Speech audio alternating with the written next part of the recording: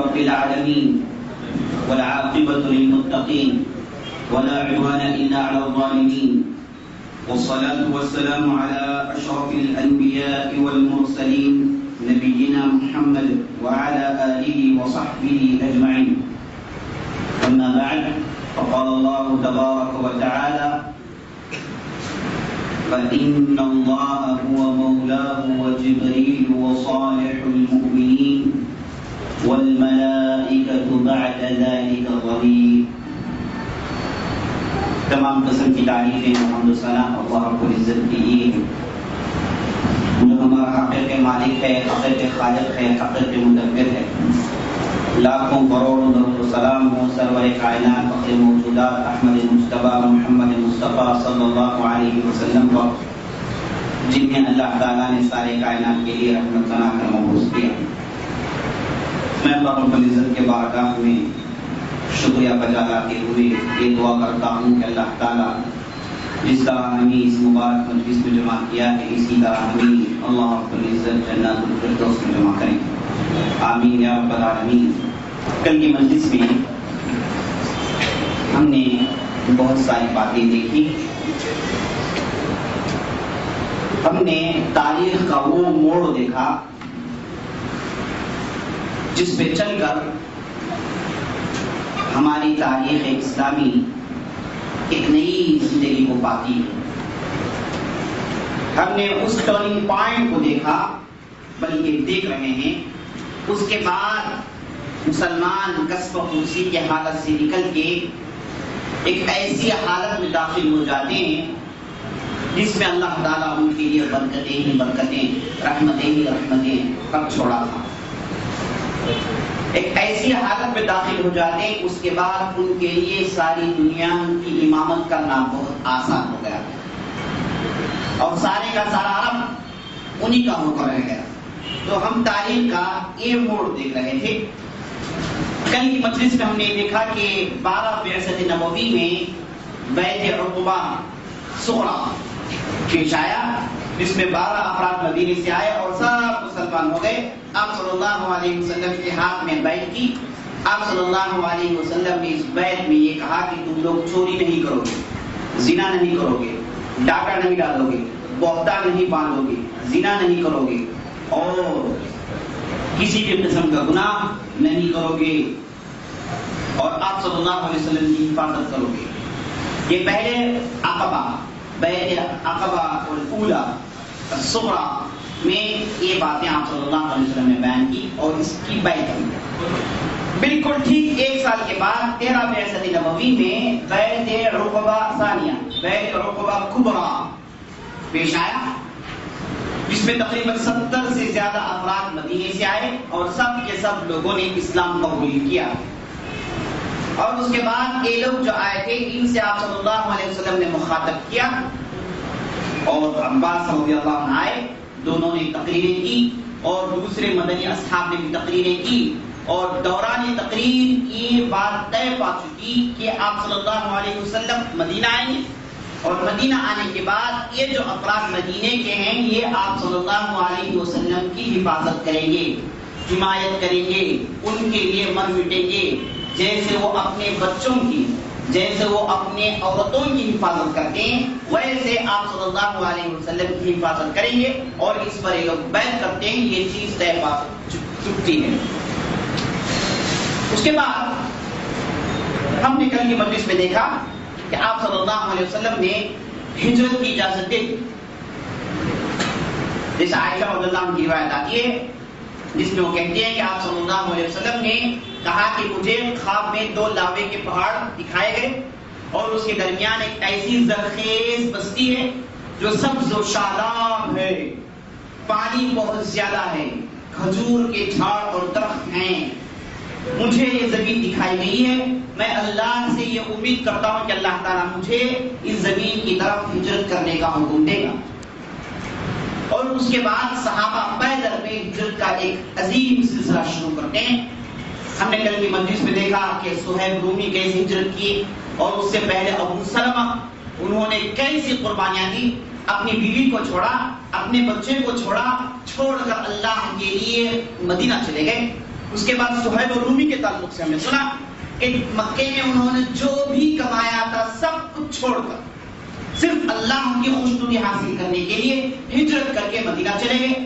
اس کے بعد ہم نے عمر بن خطاب کی ہجرت دیکھی.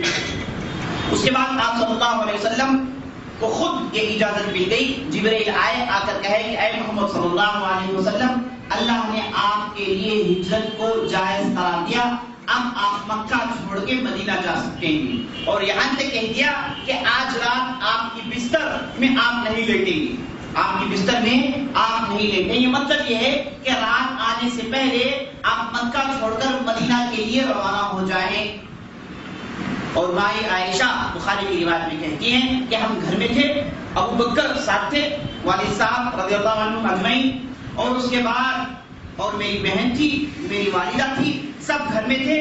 ہم دوپہر کا کھانا کھا رہے تھے, اتنے میں دروازے میں دستک ہوئی تو ہم نے کھول کر دیکھا تو آپ صلی اللہ علیہ وسلم کھڑے ہوئے ہیں اور آپ صلی اللہ علیہ وسلم گھر میں داخل ہوئے. داخل ہو کر ابو بکر سے کہا کہ ہجرت کی اجازت مل گئی ہے, لہٰذا آپ ہجرت کے لیے تیاریاں شروع کر دیجئے, میں رات کو آؤں گا اور رات میں ہم ہجرت کے لیے تیار ہو جائیں گے, مدینے کی طرف ہجرت ہم کر لیں گے.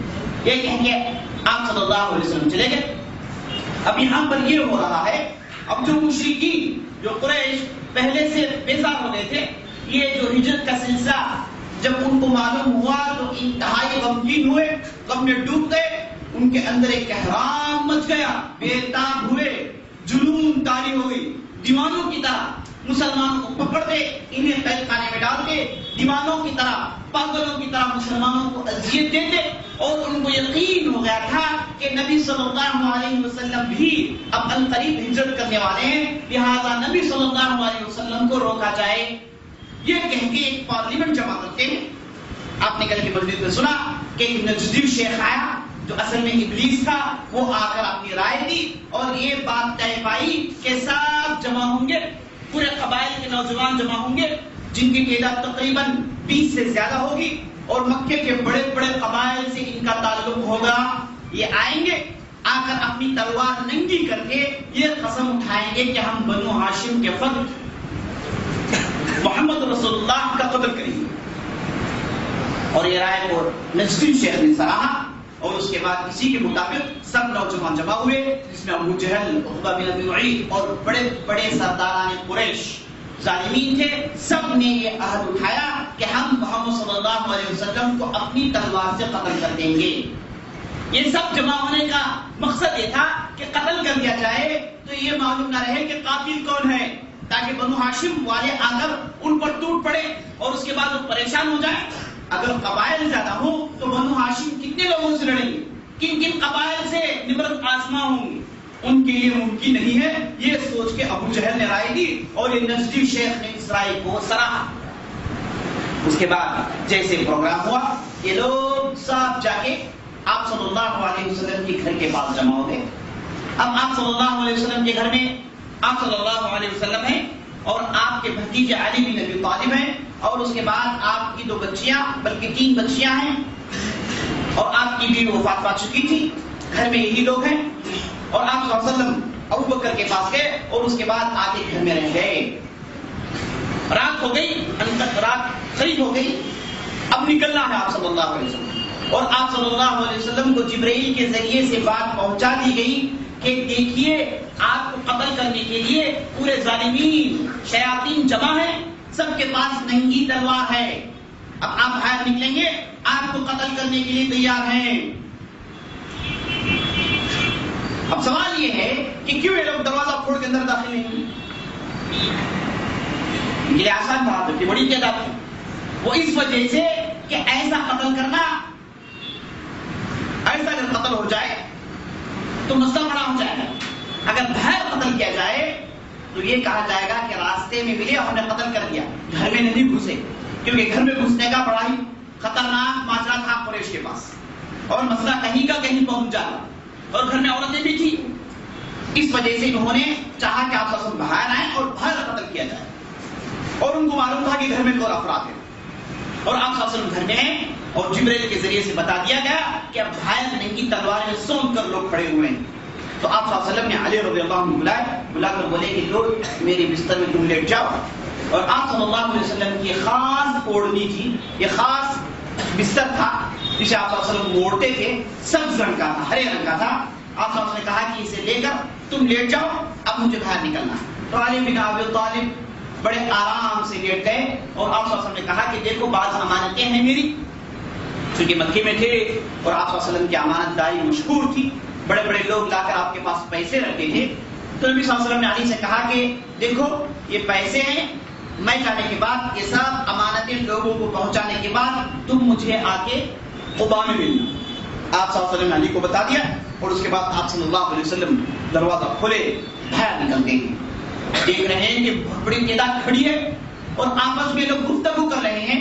ابو جہل کہہ رہا ہے کہ یہ صاحب ہم کو نئی نئی باتیں بتا رہا, یہ کہیں کہ دین کا ٹھٹا مذاق اڑا رہا تھا, قرآن کی آیتوں کا ٹھٹا مذاق اڑا رہا تھا, آخرت کا مذاق اڑا رہا تھا, کہہ رہا تھا کہ یہ آخرت کیا چیز ہے, مرنے کے بعد دوبارہ ہم کو کہاں اٹھایا جائے گا, یہ تو محمد کی بہکی بہکی باتیں ہیں, ایسی ویسی باتیں کہہ کے غپے اڑا رہے تھے. سب انتظار میں. آپ سب باہر نکلے, اللہ کا کرنا دیکھیے, معجزہ دیکھیے, اتنی بڑی تعداد ہونے کے باوجود بھی کسی کے بھی نظر آپ صلی اللہ علیہ وسلم نہیں آئے. اور آپ صلی اللہ علیہ وسلم باہر آئے اور مٹھی بھر مٹی لے کر ان لوگوں کے چہروں میں دے مارا اور سب کے آنکھوں میں مٹی گری اور سب کے آنکھوں میں پردے پڑ گئے. وجعلنا من بینہم سدا ومن خلفہم سدا, قرآن کی آیت پڑھتے ہوئے, سورہ یاسین کی آیت پڑھتے ہوئے کہ اللہ تعالیٰ نے ان کے اور ان کے درمیان پردہ حائل کر دیا, دونوں کے درمیان اللہ نے پردہ ڈال دیا. یہ آیتیں پڑھتے ہوئے آپ صلی اللہ علیہ وسلم گھر سے نکلے اور مٹی دے مارے, جس کی وجہ سے قریش اندھے ہو گئے, ان کو کچھ بھی نظر نہیں آیا. آپ صلی اللہ علیہ وسلم نے قریش کے صفوں کو چیرتے ہوئے, ان کو ہٹاتے ہوئے ان کے درمیان سے نکل گئے. اب قریش انتظار کر رہے ہیں, لیکن آپ صلی اللہ علیہ وسلم ابو بکر کے گھر کی طرف چلے گئے. اب بھی لوگ بہت دیر انتظار کیے تو اتنے میں ایک صاحب وہاں سے گزر کر بولے کہ آپ لوگ کس کا انتظار کر رہے ہیں؟ مشرکین نے کہا کہ ہم محمد کا انتظار کر رہے ہیں, تم نہیں دیکھ رہے ہو؟ تو صاحب نے کہا کہ محمد تو چلے گئے وہ کب کا, آپ کس کا انتظار کر رہے ہیں؟ آپ لوگوں کے آنکھوں میں دھول جھونک کے وہ چلے گئے. اب قریش غصہ آیا, اس آدمی کو بھگا کر گھر میں جا کے کھڑکی سے چھانکے تو دیکھ رہے ہیں کہ بستر میں لیٹے ہوئے ہیں صاحب. یہ سمجھے کہ یہ محمد رسول اللہ ہے. واپس آ کے آپس میں گفتگو کرنے لگے, بولے کہ نہیں محمد تو لیٹے ہوئے ہیں, ابھی بیدار ہوں گے, صبح ہو جائے گی تو اب اس کے بعد ہم انہیں قتل کر دیں گے. یہ کہیں گے صبح کے انتظار میں کھڑے.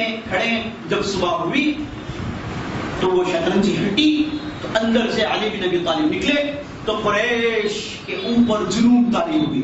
یہ آپس میں گالیاں دینے لگے, بکنے لگے, بولے یہ کیسے ہو گیا, یہ کیسے ممکن ہے. اس کے بعد علی رضی اللہ عنہ باہر آئے, علی کو پکڑ کر پوچھا کہ محمد کہاں ہے, آپ کی بستر میں جو لیٹتے ہیں وہ کہاں گئے؟ علی بن ابی طالب نے بڑے نادانی سے کہا کہ مجھے معلوم نہیں. کہا کہ مجھے معلوم نہیں کہ محمد صلی اللہ علیہ وسلم کہاں گئے, اس کی تفصیل مجھے معلوم نہیں. ابو جہل اور دوسروں کو بہت غصہ آیا, وہ لوگ باہر آئے, علی رضی اللہ عنہ کو پکڑ لیے, انہیں باندھ کر سیدھے کعبے کے پاس لے کر چلے گئے. اور اس کے بعد علی رضی اللہ عنہ کو مجبور کر رہے تھے کہ وہ بتائیں کہ آپ صلی اللہ علیہ وسلم کہاں گئے. لیکن ہزار کوشش کرنے کے باوجود یہ بندے مومن چونکہ ایمان سے بھرا تھا, ان کی حیثیتیں کچھ کام نہیں آئی, کچھ کام نہیں ہے. ہزار کوششیں کیے لیکن ابھی علی بن ابی طالب اپنی زبان کھول نہیں رہے تھے, صرف یہ کہہ رہے تھے کہ مجھے نہیں معلوم, چاہے تم لوگ جتنا بھی مارو, جتنی بھی اذیت دو, یاد رکھ لینا مجھے معلوم نہیں ہے, یہی آخری فیصلہ. ہزار کوشش کیے لیکن علی بن ابی طالب نے زبان نہیں کھولی. جب کوشش کر کے معلوم ہو گیا کہ اب کچھ حاصل ہونے والا نہیں ہے تو علی رضی اللہ عنہ کو چھوڑ دیے اور اس کے بعد سیدھے ابو بکر کے گھر کی طرف لگ کے جا کر دستک دیے. دروازہ کھولتی ہیں اسماء بنت ابی بکر, ابو بکر صدیق کی بڑی بیٹی. دروازہ کھولتی ہیں تو ابو جہل پوچھتا ہے کہاں تیرا باپ, کہاں چلا گیا؟ تو اسماء نے کہا کہ نہیں جانتی میں. تو ظالم نے کھینچ کر چھانٹا مارا جس کی وجہ سے ان کی کان کی بالیاں نیچے گر گئی اور وہ ڈب کر رونے لگی.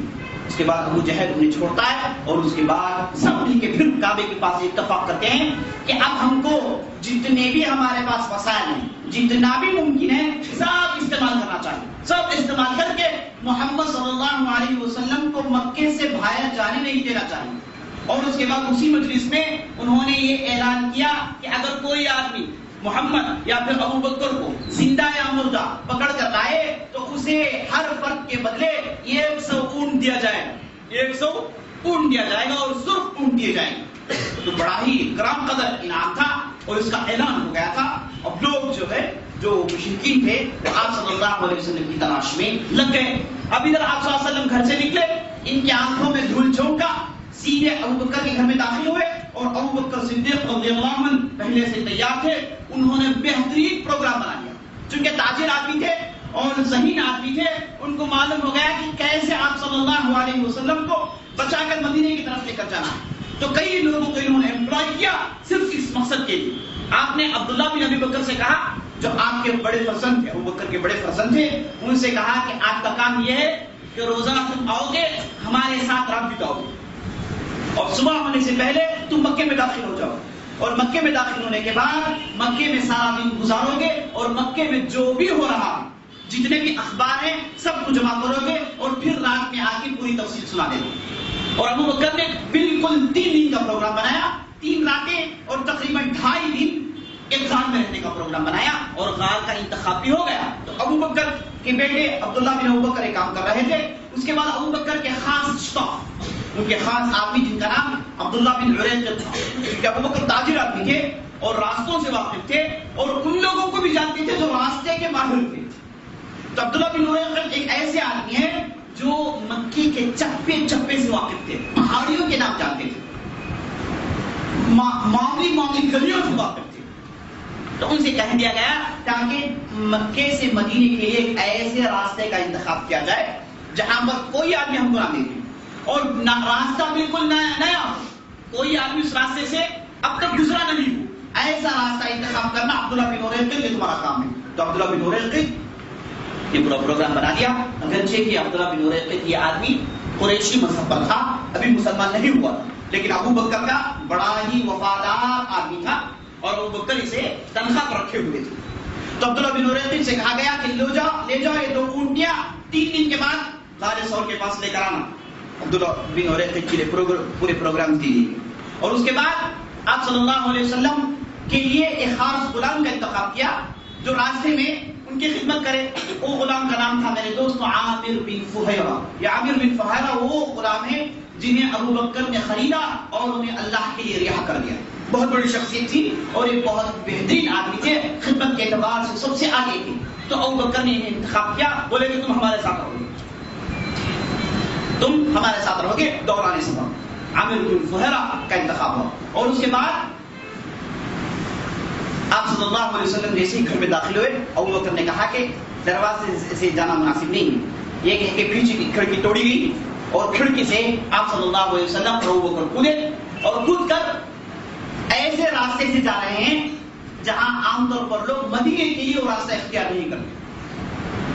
آپ صلی اللہ علیہ وسلم وہاں سے نکلے سیدھے غار ثور میں۔ غار ثور ایک غار ہے جو بالکل مکے کے ساؤتھ میں پڑتا ہے۔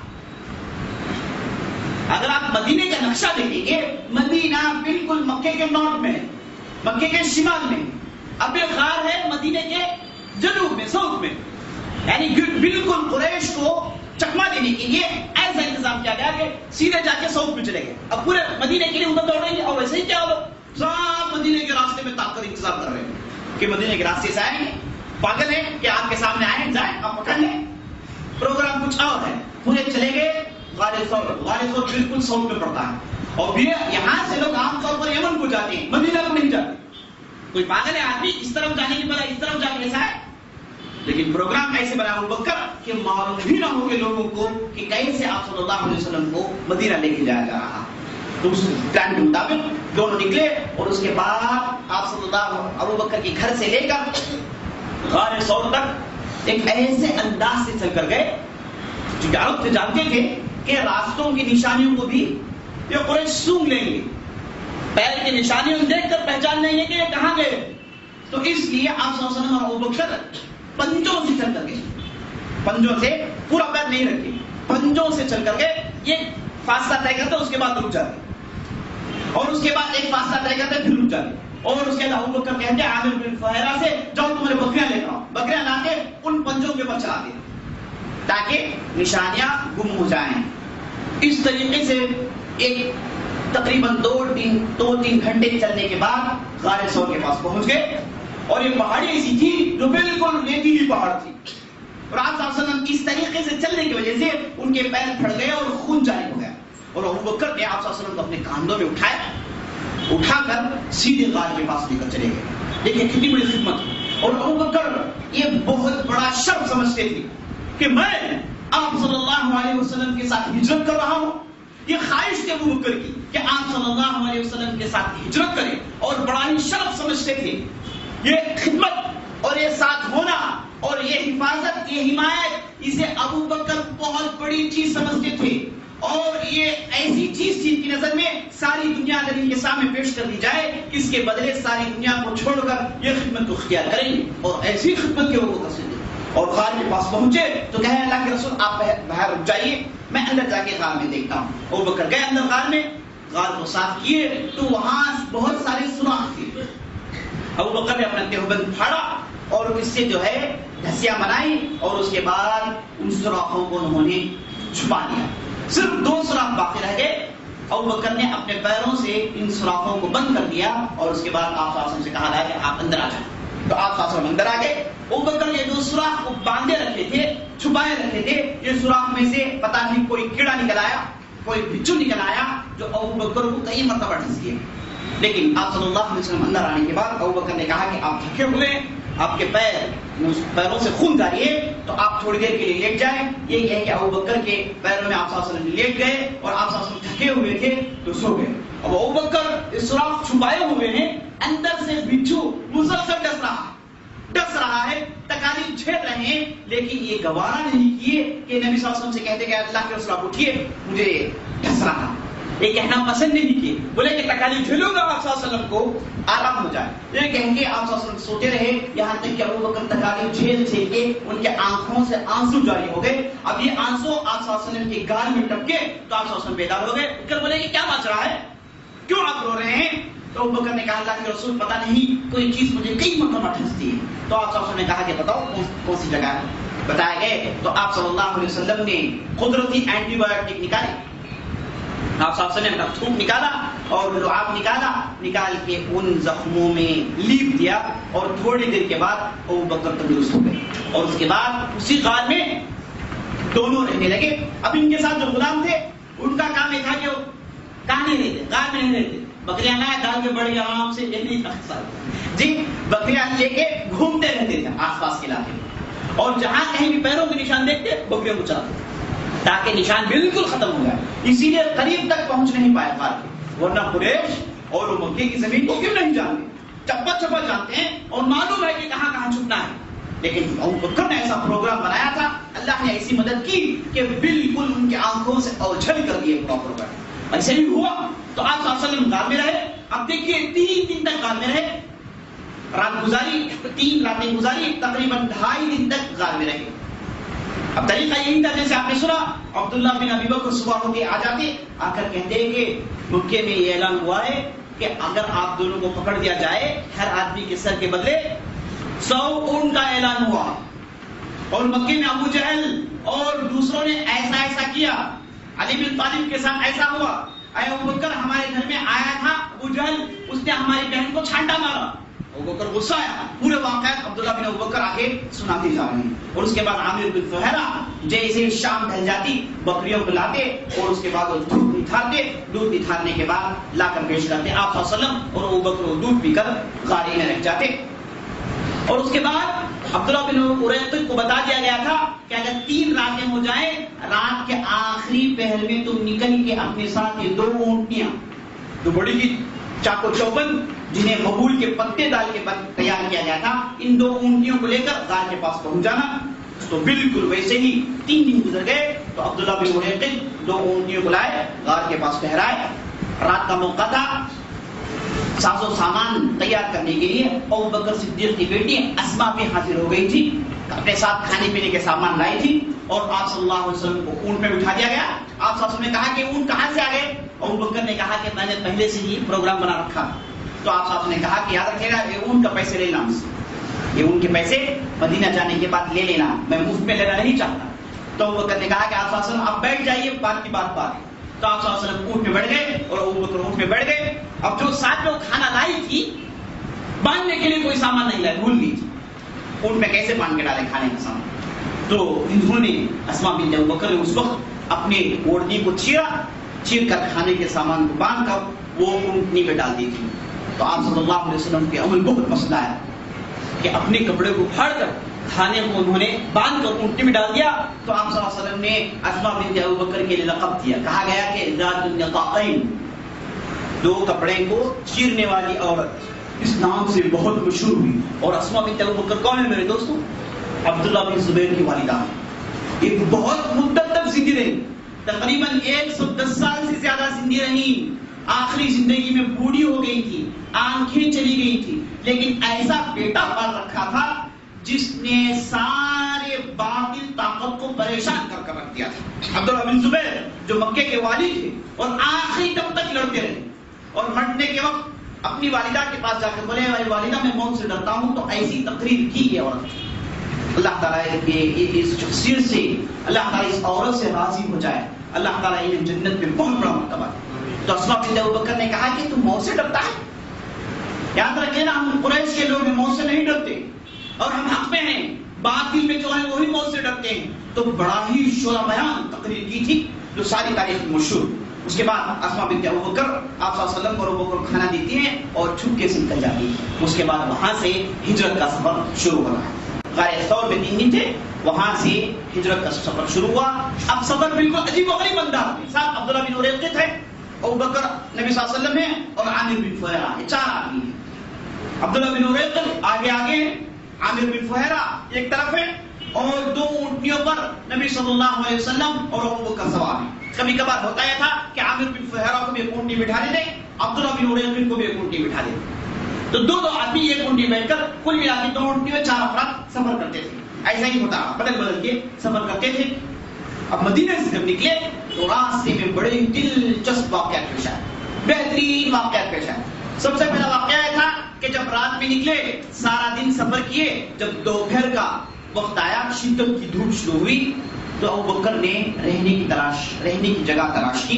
دور سے دیکھتے ہیں کہ لمبی چٹان ہے اور اس چٹان کا چھاؤں بہت دور تک پہنچا ہوا ہے۔ ابو بکر نے کہا کہ یہ چٹان میں لیٹیں گے تو تقریباً 2-3 گھنٹے تک دھوپ نہیں آئی، لمبی چٹان ہے۔ یہ کہیں کہ آپ صلی اللہ علیہ وسلم کو لے کر گئے، اس چٹان کے پاس اتارے اور عامر بن فہیرہ سے کہا کہ اپنی بکریوں کو لے کے دور چلے جاؤ۔ تو عامر بن فہیرہ اپنی بکریوں کو لے کے دور چلے گئے، لیکن ان کے بکریوں کے دھن میں دودھ نہیں تھا، اور اس چٹان کے نیچے امین نبی صلی اللہ علیہ وسلم ابو بکر لیٹ گئے، اور طریقہ یہ تھا کہ آپ صلی اللہ علیہ وسلم لیٹ جاتے، ابو بکر ٹہر کر پہرا دیتے، وہ سوتے نہیں تھے، ٹہر کر پہرا دیتے تھے کہ کوئی آ کر آپ صلی اللہ علیہ وسلم کو نہیں اٹھا لے۔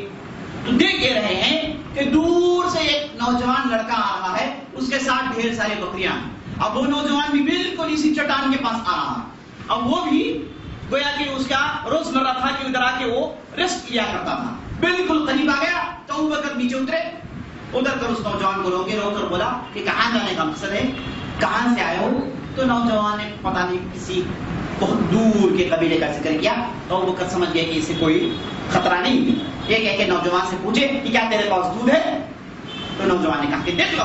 تو جب ابو بکر دیکھے تو معلوم ہو گیا کہ کافی دودھ۔ تو اس کے بعد ابو بکر نے اپنے ہاتھوں سے دودھ نتھارا اور اس نوجوان کو قیمت دیے، دودھ کو خریدے، اور اس کے بعد نوجوان سے کہا کہ تم کہیں دوسری جگہ جا کر ریسٹ کر لینا، اس جگہ تم ریسٹ نہیں کر سکتے۔ یہ کہہ کے نوجوان کو بھیج دیے۔ اس کے بعد دودھ لائے، آپ صلی اللہ علیہ وسلم کی خدمت میں پیش کیے، لیکن آپ صلی اللہ علیہ وسلم سو رہے تھے۔ بیدار کرنا پسند نہیں کیے، ایسے ہی دودھ لے کر ٹہر گئے، آپ صلی اللہ علیہ وسلم کی بیداری کا انتظار کر رہے ہیں۔ تھوڑی دیر کے بعد آپ صلی اللہ علیہ وسلم بیدار ہو گئے۔ اس کے بعد آپ صلی اللہ علیہ وسلم دودھ پینے کے بعد کہے کہ اب چلتے ہیں۔ اس کے بعد پھر وہاں اس چٹانی سے سفر شروع کرتے ہیں۔ اب دیکھیے سفر بالکل عجیب و غریب طریقہ ہے۔ اب یمن کے راستے سے نکلے، اب یمن کے راستے سے نکل کے سیدھا ساحل کے راستے میں آ گئے، سیدھا کوسٹ کی طرف آ گئے۔ مکے سے مدینہ جانے والا کوسٹ کی طرف جاتا ہی نہیں، ضرور بھی نہیں۔ اب یمن کی طرف گئے، یمن سے کوسٹ کے علاقے میں آ گئے، یمبو کے راستے سے نکل کے، اور ابن اسحاق اور دوسرے اہل علم میں پوری چارٹ بتائی کہ آپ صلی اللہ علیہ وسلم یہاں سے نکلے، اس کے بعد فلاں قبیلے میں اترے، فلاں قریے میں گئے، وہاں سے یہاں گئے۔ اس طریقے سے آپ صلی اللہ علیہ وسلم گھوم پھر کے یعنی قریش کے تصور میں بھی نہ ہو کہ اس راستے سے آپ سفر کر سکتے ہیں. اس حد تک دور چلے گئے اور یہ کام عبداللہ بن اریقط نے کیا اور اس کے بعد ساحل علاقے میں گئے, آگے بڑھے, بہت دور گئے تو راستے میں آپ صلی اللہ علیہ وسلم کا گزر بنو خزاعہ کے ایک قریے سے ہوا. چھوٹا قریہ تھا, چند ادھر ادھر لوگ تھے, تو آپ صلی اللہ علیہ وسلم اس قریے سے گزرے, بھوک لگ گئی, اب دودھ پینے کی ضرورت ہے. آگے بڑھے, آپ صلی اللہ علیہ وسلم دیکھ رہے ہیں کہ چھوٹا ٹینٹ ہے, ڈیرا ہے, جا کے آواز دیے تو اندر سے ایک عورت نکل آئی جس کا نام تھا ام معبد. نام کیا ہے؟ ام معبد. بدو عورت ہے, بنو خزاعہ کی ہے, قریے میں رہتی ہے, لیکن اللہ تعالیٰ نے اسے ایسی فصیح زبان دی تھی کہ اس نے جو آپ صلی اللہ علیہ وسلم کے اخلاق بیان کیے کوئی بیان نہیں کر سکے. جیسے آپ صلی اللہ علیہ وسلم کی اس نے تصویر کشی کی, جیسے آپ صلی اللہ علیہ وسلم کے اوصاف بیان کیے, کیریکٹرسٹکس بیان کیے, کسی اور نے نہیں بیان کیے. بڑے بڑے صحابہ ہیں, لیکن ام معبد جس انداز سے بیان کیے ساری تاریخ میں اس سے بہترین وصف نہیں ملتا. حالانکہ وہ ملاقات کی تھوڑی دیر کے لیے آپ صلی اللہ علیہ وسلم کے آواز دیے, وہ باہر آئی. آپ صلی اللہ علیہ وسلم نے کہا کہ آپ کے پاس کچھ کھانے پینے کی چیزیں ہیں. تو ام معبد نے کہا کہ ہم مہمانوں کی مہمان نوازی کرتے ہیں, میزبانی کرنا یہ ہم بہت پسند کرتے ہیں, لیکن بڑا ہی قحط سال کا دور ہے, بڑی ہی تکلیفی کی حالت ہے. بوئے بکریاں مریل چلن چل رہی ہیں, دبلی ہو گئی ہیں, اب زمین سخت ہو گئی ہے, اب کھانے پینے کے سامان اتنے آسان نہیں. ہم چاہتے ہیں کہ آپ کی خدمت کریں, لیکن ہم خود فقیر ہیں, ہم آپ کو کچھ بھی نہیں دے سکتے. تو آپ نے کہا کہ کوئی بات نہیں, کیا تمہارے پاس بکریاں ہیں؟ ام معبد نے کہا کہ ہاں بکریاں ہیں, لیکن سب کے تھن سوکھے ہوئے ہیں, کوئی فائدہ نہیں. آپ صاحب نے کہا کہ بکریوں کو لاؤ میرے سامنے. تو ام معبد گئی, بکریوں کو لائی. آپ صلی اللہ علیہ وسلم بکریوں کے قریب چلے گئے, جا کر ایک بکری کو پکڑے, پکڑ کر آپ صلی اللہ علیہ وسلم نے دودھ دوہا. منہ میں دیکھ رہی تھی. آپ صلی اللہ علیہ وسلم نے کہا کہ جا کر برتن لاؤ. جا کے چھوٹا برتن لائی, بولے کہ بڑا برتن, جا کے بڑا برتن لائی. دیکھ رہی آپ صلی اللہ علیہ وسلم کو سمجھ میں نہیں آ, بکری پکڑ لیے, اب نتھار رہے, دودھ بھی آ رہا ہے, اور آپ صلی اللہ علیہ وسلم نے اس بڑے برتن بھر دودھ پکڑ کر بولا کہ سب سے پہلے تم لوگ پیو. ام معبد پیتی ہیں, اس کے بعد پھر سے جا کے آواز دیتی ہے تو قریے والے سب جمع ہو گئے اور سب نے دودھ پیا. کئی دنوں سے دودھ نہیں پیے تھے, سب نے دودھ پیا اور بعض لوگ باقی رہ گئے. پھر آپ صاحب نے کہا کہ برتن, پھر برتن پکڑے, پھر نتھارے بھر دی, پھر بولے کہ پھر تم لوگ پیو. سب جب پی کے صحیح ہو گئے تو آپ صلی اللہ علیہ وسلم نے تیسری مرتبہ نتھارا, خود پیے اور ابو بکر کو پلائے. اس کے بعد جو دودھ باقی رہا ام معبد کے پاس سامنے رکھ کے آپ صلی اللہ علیہ وسلم نے کہا کہ تمہارا بہت شکریہ. اور ام معبد اور دوسرے لوگ دنگ ہو کر دیکھ رہے ہیں, اور آپ صلی اللہ علیہ وسلم پورا کام کیے, دودھ پیے اور اس کے بعد سفر کر کے نکل. صرف اتنا ہی ام معبد نے دیکھا آپ صلی اللہ علیہ وسلم, اتنا ہی دیکھا, تقریباً کیا ہے 1 گھنٹے کا مقام. اور اس کے بعد وہ چلے گئی, آپ صلی اللہ علیہ وسلم چلے گئے تو ام معبد کے شوہر جن کا نام ابو معبد تھا, وہ تھوڑی دیر کے بعد ان کے ساتھ ان کے بکریاں لائے, آ کر جو ہے شکایت کرنے لگے, بولے کہ نہیں بھائی زمین بہت سخت ہے, کہیں پر بھی گھاس نہیں ہے, دیکھو بکریاں دودھ نہیں دے رہی, دیکھو دبلی پتلی ہو گئی ہیں, مریم چلتی ہے. تو ام معبد نے کہا کہ دیکھو ہمارے پاس ایک صاحب آئے تھے, انہوں نے ہمارے لیے بہت سارا دودھ دھویا, یہ لو تم بھی دودھ پی لو. تو ابو معبد کے ذہن میں بھی نہیں تھا کہ اتنا دودھ مل جائے گا. وہ سارا دودھ پیتے, دودھ پی کر پوچھتے ہیں کہ کون آیا تھا بھائی, کون آیا تھا, دودھ اتنا سارا دودھ کون لا کر دیا تھا؟ تو ام معبد کہتی ہے کہ ایک نوجوان آیا, اس کے ساتھ ایک دوسرا نوجوان, لیکن اس پر بوڑھے کے آثار تھے, بڑھاپے کے آثار تھے. لیکن ایک نوجوان تھا جس کی داڑھی کالی تھی اور شکل و صورت سے قریشی نظر آ رہا. اس کے بعد ام معبد نے ایک 10 جملے بولے اور گویا کہ آپ صلی اللہ علیہ وسلم کا فوٹو نکال کے ابو معبد کے پاس دے دیا. بولتی ہیں کہ وہ آئے تھے, تو جب بھی بات کرتے گویا کہ موتی گر رہا, جب بھی بات کرتے گویا کہ موتی جھٹک رہے ہیں. اور اس کے بعد ان کے کھانبے ایسے تھے, وہ اتنے اونچے تھے, گورے رنگ کے تھے, قریش معلوم ہو رہے تھے. ان کے ساتھ ایک صاحب تھے, وہ بھی قریشی معلوم ہو رہے تھے. اور اس کے بعد یہ صاحب جو تھے ان کی وہ اتنی خدمت کرتے تھے کہ ان کو سر پر اٹھا کر رکھے تھے. یہ جیسے ہی پلٹتے وہ بھی ساتھ پلٹتے, یہ اٹھتے تو وہ بھی ساتھ اٹھتے, یہ بیٹھتے وہ بھی ساتھ بیٹھتے, گویا کہ انہیں وہ فالو کرتے جا رہے ہیں. اور اس کے بعد یہ جو محمد اور یہ جو صاحب تھے قریش کے, یہ آگے بڑھے, ان کے ہاتھ ایسے تھے, ان کے پیر ایسے تھے, یہ ایسا بیٹھے, ایسا دودھ نکھارے, ایسے کھڑے ہوئے, ان کے بال ایسے تھے, ایسا تلبہ باندھے تھے, اور اون پر بیٹھے تو ایسے بیٹھے, اس طریقے سے بیٹھے. تو ایسی تصویر کشی کی عرب جو بڑے بڑے رائٹرز ہیں اسے رکھ کے یوز کر کے آنکھوں میں لگاتے ہیں، اسے یوز کر کے آنکھوں میں لگاتے ہیں. ایسا وصف، ایسی بیانی، اللہ اکبر، کوئی نہیں بیان کیا اس کے بعد. اتنا ہی دیکھیے ام محمد جو تھی اتنا ہی دیکھی. اب دیکھیے ساتھ عائشہ رضی اللہ عنہ ہیں، ابو بکر ہیں، بڑے بڑے صحابہ ہیں، کسی نے بھی ایسا وصف نہیں بیان کیا جیسے وہ بیان کیا. اور آج تک تاریخی میں وہ وصف موجود ہے، عربی کی ششتر اور بہترین جملے موجود ہیں. تو ام معبد جو بیان کی تو ابو معبد گویا کہ دیکھ چکے، بولے کہ یہ محمد بن عبداللہ ہے. تم تو کہہ رہی ہو یہ محمد بن عبداللہ ہے، ان کو میں نے مکے میں ملاقات کیا، اور یہی ہے جن کے تعلق سے قریش پریشان ہے، انہیں کی تلاش میں لگے ہیں، وہی آئے تھے. اگر کاش میں ہوتا تو میں بھی ان کے ساتھ ہوتا اور میں ان کی تباہ کرتا. ابو معبد کہتے ہیں کہ اگر کاش وہ میرے ساتھ ہوتے میں ان کی تباہ کرتا اور ان کے ساتھ میں چلے جاتا. لیکن چلے گئے وہ.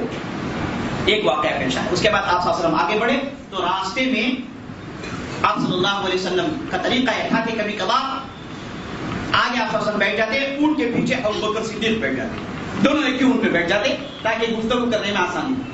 اور آپ صلی اللہ علیہ وسلم کا سفر پورا قرآن پڑھتے، بس کچھ اور نہیں. قرآن پڑھتے جاتے ہیں، پیچھے ابو بکر قرآن سیکھتے جاتے، یوز کرتے جاتے، قرآن پڑھتے جاتے. اب جب تھک جاتے ابو بکر سے کہتے ہیں کہ بھائی کوئی شعر سنا، کبھی شعر سناتے ہیں، پھر رک جاتے، پھر قرآن پڑھتے. یہی طریقہ ہے.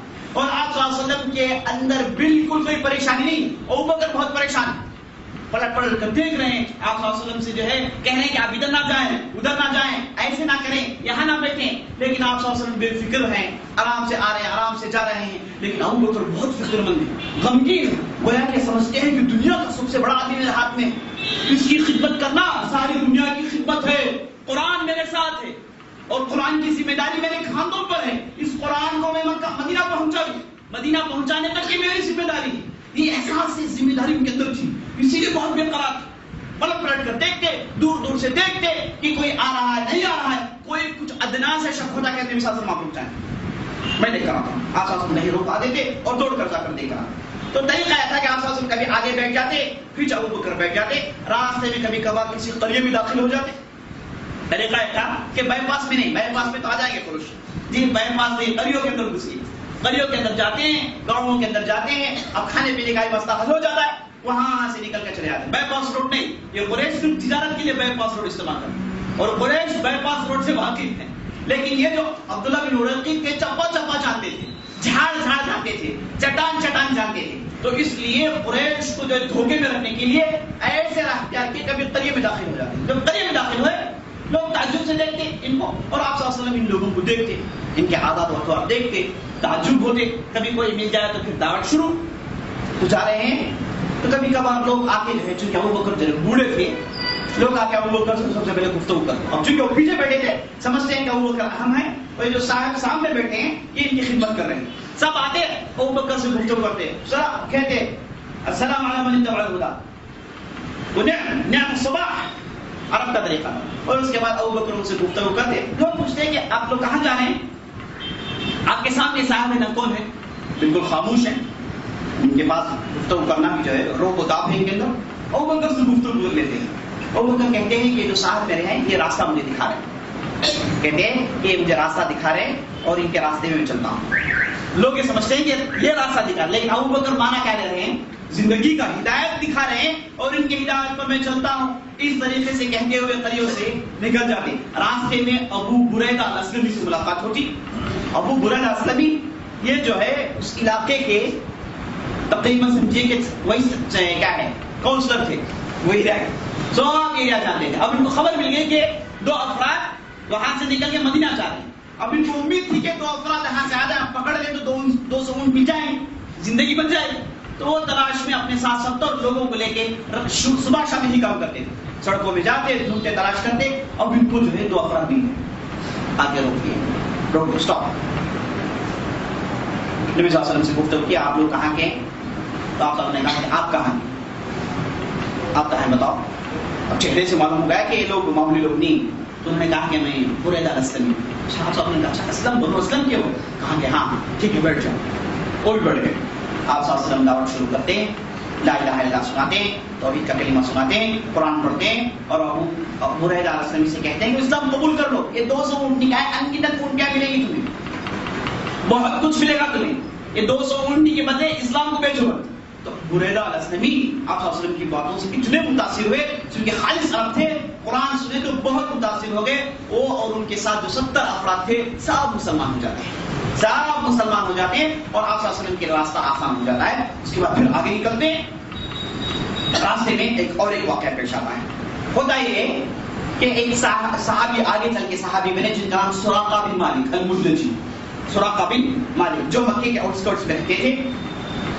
उनके पास एक साहब आकर बोले, अचानक वो अपने टेंट पे बैठे थे, उनके पास एक साहब आकर बोले जो उनके गुलाम थे, आकर बोले कि मैंने 2 शख्सों को देखा है जो दूर साहिल इलाके में सफर कर रहे थे। मैं ये समझता हूँ कि ये कुरैश के 2 अफराद होंगे, ये मोहम्मद और उनके साहबी होंगे जो जा रहे हैं। अगर हम इन्हें पकड़ लें तो 200 मिल जाएंगे। सुराका बिन मालिक जो लालची थे, उन्होंने कहा कि नहीं, वो हो ही नहीं सकते।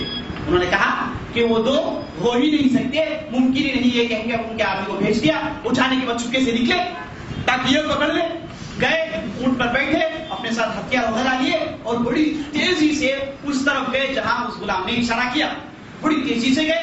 कहते हैं, उनका वाकया है बुखारी वगैरह में, कहते हैं कि मैं बहुत करीब पहुंच गया और मैं जब आवाज दूं तो सामने अबू बकर सुन रहे हैं, मैं आवाज दूं तो सामने मोहम्मद सल्लल्लाहु अलैहि वसल्लम सुन रहे हैं। उतना करीब पहुंच गया और मेरे साथ नेज़ा और हथियार थे और मेरी नीयत क्या थी, दोनों को पकड़ लें। और बड़े चाको चौबंद आदमी थे, उनके लिए पकड़ा आसान था।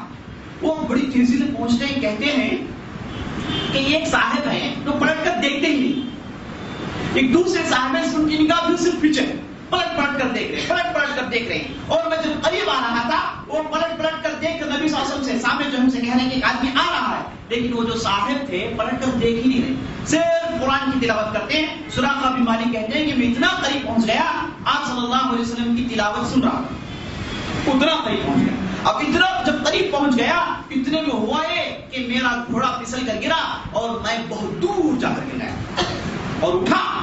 अरबों के पास से बदशगुनी ऐसा ना हो, ऐसा हो जाए तो कुछ मसला खतरनाक मसला पेश आने वाला है। सुराका बिन मालिक उठे, बिल्कुल अरबों के उसूल में तीर निकाले, आसमान में मारे सब। बोले कि तीर कहां गिरता है, तीर उल्टे तरफ गिरा, इनके मर्जी के खिलाफ, मतलब ये है कि मत जाओ। लेकिन इन्होंने इस बार तीर की नाफरमानी की। बोले कि नहीं, सामने 200 ऊंट कैसे छोड़, तीर को छोड़े, फिर बैठे, फिर आगे बढ़े तो फिर घोड़ा ऐसे छलांग लगाया, उसके 2 पैर सामने की जमीन में फंस गए। तो उतर के घोड़े को मार रहे, लेकिन घोड़ा धस्से मस नहीं हो रहा। फिर निकाले, फिर तीर मारे, फिर तीर उल्टे तरफ गिरा, यानी मतलब आगे मत बढ़ो। लेकिन फिर लालच है, फिर घोड़े को मारे। घोड़ा अपना 2 पैर जब उठाया तो इतना गुबार निकला कि ताज्जुब में पड़ गया। इतना गुबार, इतना डस्ट, सिर्फ घोड़ा? नहीं, कुछ ना कुछ मसला है, कुछ ना कुछ मसला है। बेहतर ये है कि जो साहब जा रहे हैं, इनके ताल्लुक से हमने सुन रखा है कि ये इनका ताल्लुक आसमान से, बेहतर इनके पास जाके मैं अपने आप को सरेंडर कर लूं, इसी में मेरे लिए खैर है। ये कहेंगे। सुराका बिन मालिक आगे गए, आवाज दिए, बोले कि ऐ कुरैश के अफराद, मेरा नाम सुराका बिन मालिक है, मैं कोई शर के इरादे से नहीं हूं, मैं तुमसे मुलाकात करना चाहता हूं। तो जैसे ये कहना था, अबू बकर ने आप सल्लल्लाहु अलैहि वसल्लम सुनाया तो दोनों रुक गए। पीछे सुराका बिन मालिक आए चलकर, तो आप सल्लल्लाहु अलैहि वसल्लम से मुलाकात हुई और आप सल्लल्लाहु अलैहि वसल्लम ने कहा कि सुराका, तेरा मकसद हमें पकड़ने का था, लेकिन अल्लाह ताला ने तुझे निशानी बता दी कि हक क्या है। अब तेरे लिए बेहतरीन मौका है कि तू हक कबूल कर ले। लेकिन सुराका बिन मालिक मुसलमान उस वक्त नहीं हुए। उन्होंने कहा कि अल्लाह के रसूल, मैं जरूर हो जाऊंगा। ये कह के जब जाना चाह रहे थे, पलट कर उन्होंने कहा, अल्लाह के रसूल, अगर आपकी हुकूमत अरब में हो जाए तो मैं अगर फंस जाऊं तो अल्लाह के रसूल आप मेरे साथ बदसलूकी नहीं करना, आप मुझे अमान लिख कर दीजिए। तो आप सल्लल्लाहु अलैहि वसल्लम ने आमिर बिन फुहार से कहा, तो उन्होंने अमान लिखकर सुराका बिन मालिक के हाथ में दे दिया। और उसके बाद अबू बकर और आप सल्लल्लाहु अलैहि वसल्लम आगे बढ़े। और अबू बकर एक रिवायत में कहते हैं कि जब हम दोनों सफर कर रहे थे तो मुझे बहुत दूर से सुराका बिन मालिक नजर आया। मैं पहचान लिया कि कोई फर्द हमारे ताक़ुब में लगा है। मैंने नबी सल्लल्लाहु अलैहि वसल्लम से कहा कि अल्लाह के रसूल, देखो एक आदमी आ रहा है, उसकी नीयत शायद बद है। आप सल्लल्लाहु अलैहि वसल्लम ने कहा कि बेफिक्र रहो अबू बकर, ला तहज़न इन्नल्लाह मअना, ऐ अबू बकर बेफिक्र रहो, अल्लाह ताला हमारे साथ है। यही कहते रहे, यहां तक कि वो आदमी करीब हो गया तो उसका घोड़ा धंस गया। तो मैं समझ गया कि अल्लाह ताला ने निशानी दिखा दी है। ये कह के उसके बाद खामोश रह गया। उसके बाद सुराका बिन मालिक आया, गुफ्तगू हुई, उसके बाद जो होना था हुआ। इस तरीके से मेरे दोस्तों, आप सल्लल्लाहु अलैहि वसल्लम जब बदरी के करीब गए, जुबैर बिन अल-अव्वाम से मुलाकात हुई। वो तिजारत से वापस आ रहे थे, वो अपने साथ ढेर सारे कपड़े लाए थे, खासतौर पर सफेद कपड़े लाए थे। جو آپ صلی اللہ علیہ وسلم پسند کرتے تھے انہوں نے آپ صلی اللہ علیہ وسلم کو ایک سفید کپڑا دیا، اور ابو بکر جو ان کے سسرے تھے ان کو بھی ایک سفید کپڑا دیا. تو دونوں نے سفید کپڑے لیے، اور جب بالکل قباء کے قریب ہو گئے تو دونوں نے سفید کپڑے پہن لیے. آپ صلی اللہ علیہ وسلم نے اور ابو بکر نے سفید کپڑے پہن لیے. یہ سفر کتنے دن کا تھا؟ کہا جاتا ہے کہ 7 دن کا تھا، کہا جاتا ہے 8 دن کا تھا، تقریباً 1 ہفتے کا سفر. اور گھوم کر آئے تھے اور بڑی تیزی سے آئے تاکہ قریش سے بچ جائے. تو عنقریب تھے کہ مدینے میں داخل ہو جائے.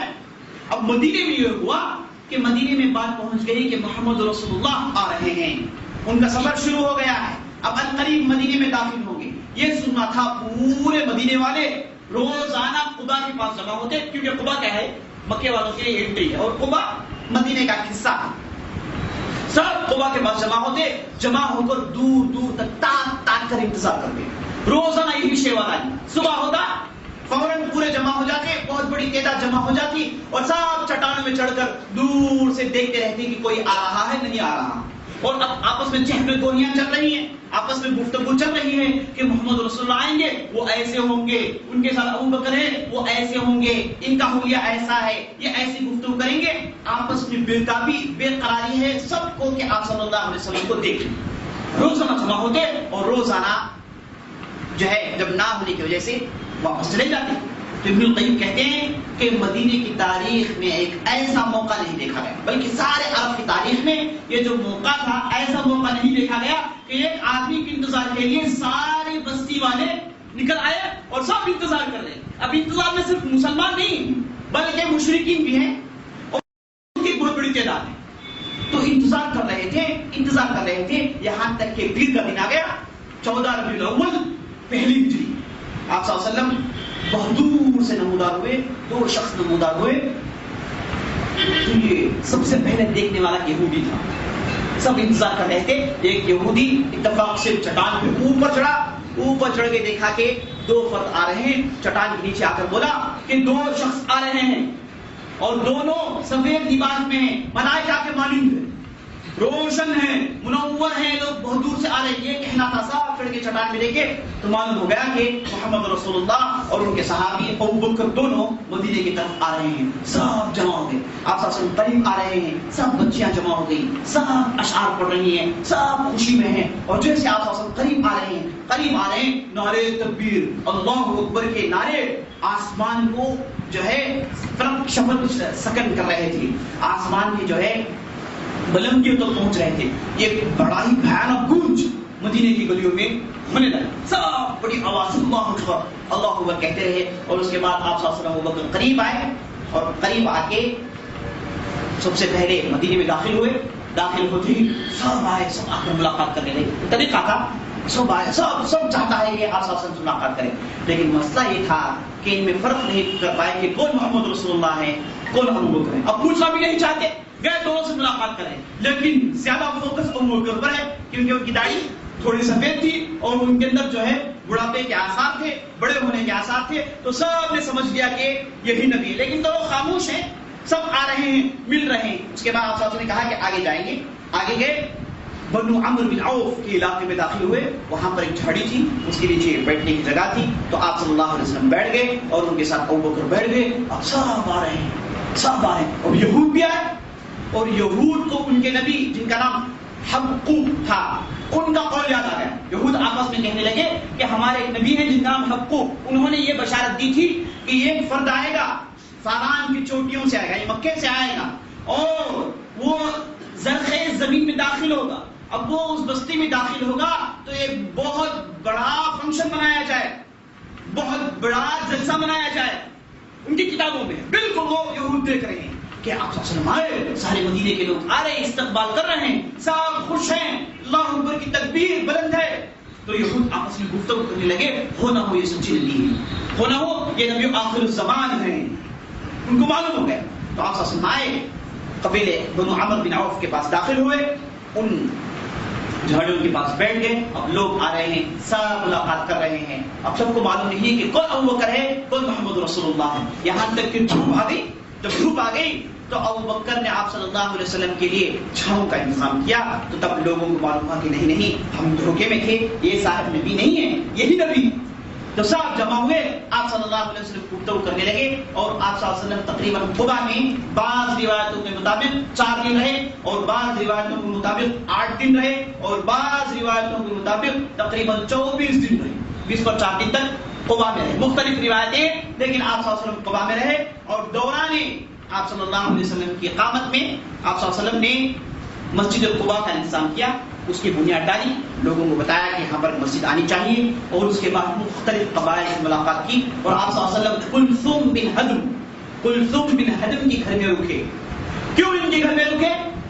آخر کلثوم بن ہدم کا تعلق آپ صلی اللہ علیہ وسلم سے کیا ہے، کسی کو نہیں معلوم۔ آپ صلی اللہ علیہ وسلم قبا میں گئے اور کلثوم بن ہدم کے گھر میں ٹھہرے، اور جتنے بھی دن رہے کلثوم بن ہدم کے گھر میں رہے، اور علی بن ابی طالب جو مکے میں تھے، دوسرے دن سب اٹھے، دوسرے دن اٹھنے کے بعد سب کی امانتیں تقسیم کی، اور اس کے بعد چل کر قبا میں داخل ہو گئے، اور آپ صلی اللہ علیہ وسلم سے آ کر مل کر بتایا کہ اللہ کے رسول میں نے میرا کام ختم کر دیا۔ اس کے بعد علی بن ابی طالب اور اس کے بعد آپ صلی اللہ علیہ وسلم اور ابوبکر سب مل کے کلثوم بن ہدم کے گھر میں مہمان رہے، جتنے بھی مکی قبا میں رہے سب مہمان بن کر رہے۔ اس کے بعد قبا میں رہے، نکلنے کا پروگرام بنائے، تو آپ صلی اللہ علیہ وسلم نے بنو نجار کے لوگوں کو خط لکھا، بتایا کہ دیکھو میں آ رہا ہوں، اور بنو نجار کے لوگ آپ صلی اللہ علیہ وسلم کے ننھیاں ہیں، آپ صلی اللہ علیہ وسلم کے نانا بنو نجار کے، آپ صلی اللہ علیہ وسلم کی نانی بنو نجار کی۔ اور سنیں آپ کہ کیسے آپ صلی اللہ علیہ وسلم کے والد عبداللہ بن عبد المطلب کیسے آمینہ سے شادی کیے، اور ان کی جو والدہ تھی ان کا کیا تعلق تھا آپ نے سنا۔ تو بنو نجار سے آپ صلی اللہ علیہ وسلم کا گہرا تعلق تھا، چاہے کہ بنو نجار میں جا کر رہیں۔ تو بنو نجار کے لوگوں کو خط لکھے، وہ سب آئے، سب آ کے آپ صلی اللہ علیہ وسلم کو لے کر گئے۔ اس کے بعد آپ صلی اللہ علیہ وسلم پیر کے دن مدینے میں داخل ہوئے۔ آپ صلی اللہ علیہ وسلم اونٹنی میں تھے، جیسے ہی مدینے میں داخل ہوئے بنو نجار کا علاقہ پہنچا، بنو نجار کے علاقے میں داخل ہوئے تو سب صحابہ، ادھر سے اسعد بن زرارہ، ادھر سے اسید بن حضیر، سعد بن معاذ، بڑے بڑے صحابہ آئے، سب آ کر آپ صلی اللہ علیہ وسلم کے اونٹنی کے لگام کو پکڑا، بولے اللہ کے رسول کھانا پینا، آپ کی حفاظت، بستر کا انتظام، فرش راہ سب میرے پاس تیار ہے، آپ میرے گھر آ جائیے۔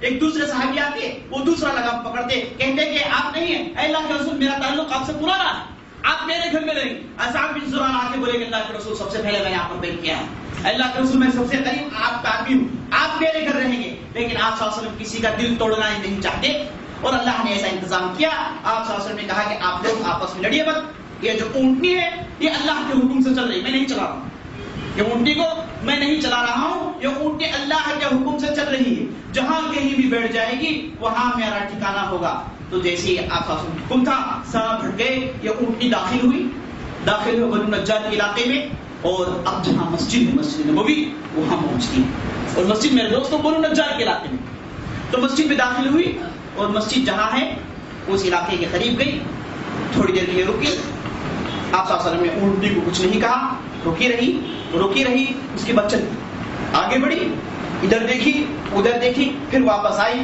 اسی جگہ رک گئی، اور اس کے بعد اونٹنی بیٹھ گئی۔